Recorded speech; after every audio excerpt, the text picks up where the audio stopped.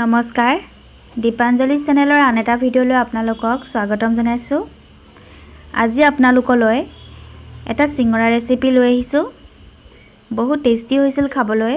খুব কম বস্তুৰে আপোনালোকে এবিধ চিঙৰা বনাব পাৰিব। হোটেলৰ চিঙৰাতকৈ ইয়াৰ সোৱাদ কোনো গুণেই কম নহয়। তেন্তে আহকচোন মইনো কেনেদৰে বনালোঁ চাওঁ। ইয়াৰ বাবে মই লৈছোঁ বাদাম কেইটা অলপমান ভাজি লৈছোঁ আৰু ইয়াৰ বাকলিখিনি আঁতৰাই লৈছোঁ। এয়া লৈছোঁ জলকীয়া দুটা আৰু আদা নহৰু পেষ্ট লৈছোঁ হাফ টেবুল স্পুন। বইল কৰা মটৰ লৈছোঁ সৰু বাটি এটাৰে এবাটি আৰু এটা পিঁয়াজ লৈছোঁ আৰু 3টা আলু লৈছোঁ। এতিয়া বাউল এটাত 2 কাপ ময়দা ল'ম। ময়দাখিনিত অলপমান নিমখ দি দিছোঁ। নিমখ বেছিকৈ দি নিদিব, অলপমান দিব। আৰু এয়া ৰিফাইন লৈছোঁ 1 চামুচৰ জোখত। এতিয়া ময়দাখিনি এনেদৰে সানি ল'ম। ভালদৰে সানি ল'ব আৰু এনেদৰে মুঠি মাৰি চাব। যদি এনেদৰে গোটা বান্ধিছে তেনেহ'লে পানী দি মঠিবলৈ ৰেডি হৈ গৈছে। আৰু ইয়াত মই আধা চামুচৰ জোখত জিৰা গুটি দিছোঁ। আপোনালোকে কালজিৰাও দিব পাৰে, যিটো আমি নিমকি বনাবলৈ দিওঁ।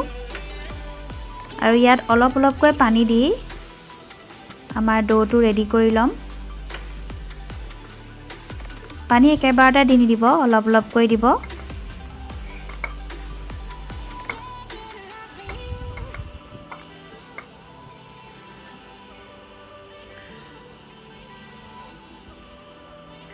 এতিয়া ডোটো 5 মিনিটমান ৰেষ্ট কৰিবলৈ থ'ম। সেইখিনি সময়ত মই বাকী কামখিনি কৰি ল'ম। আলুকেইটা মই পিটিকি লৈছোঁ।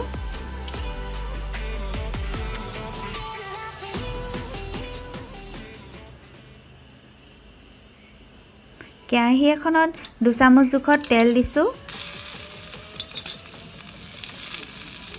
পিঁয়াজখিনি দি দিছোঁ। আদা নহৰু পেষ্ট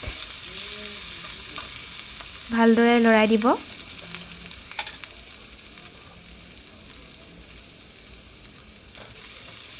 হালধি গুড়ি দিছোঁ আধা চামুচ।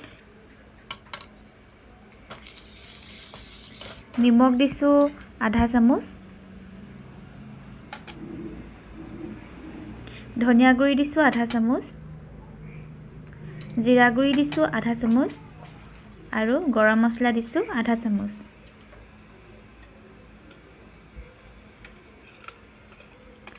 কাটি ৰখা জলকীয়াখিনি দি দিম।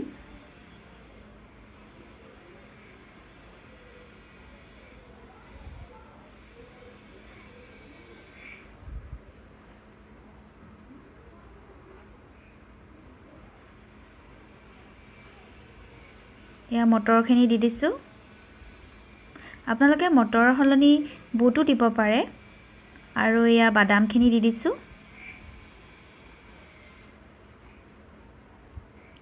একেবাৰে শেষত আলুখিনি দি দিছোঁ।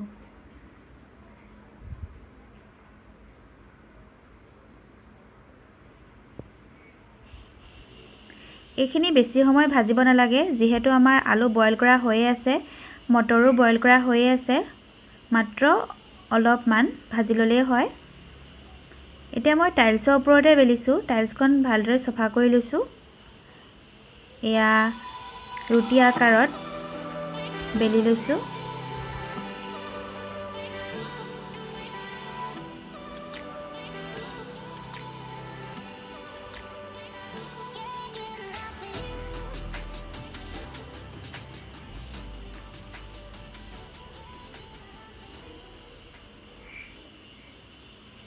আৰু ইয়াত ৰুটিটো দুভাগ কৰিছোঁ।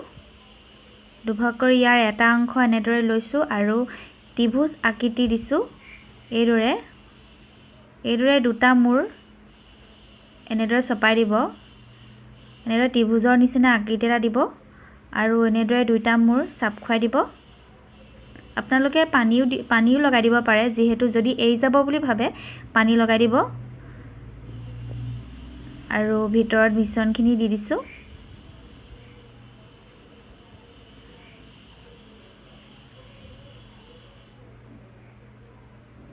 দুইটা মূৰ এনেদৰে টেপি লগাই দিছোঁ। এয়া চাওক, আন এটা মই কৰি দেখাইছোঁ। এইদৰে দুইটা মূৰ এনেদৰে লগাই দিব, চাব ত্ৰিভুজৰ আকৃতি এটা হ'ব। আৰু এনেদৰে দুইটা মূৰ চিল কৰি দিব। আপোনালোকে পানীও লগাই ল'ব পাৰে যদি এৰি যাব বুলি ভাবে। ইয়াত এতিয়া ভাজিখিনি ভৰাই দিম এনেদৰে।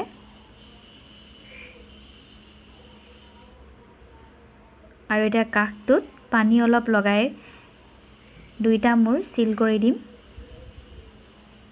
খুব সহজ হয় এই চিঙৰাটো বনাবলৈ।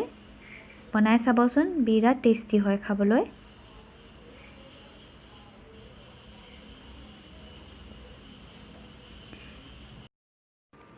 চিঙৰাখিনি এতিয়া তেলত ভাজিবলৈ ৰেডি হৈ গৈছে।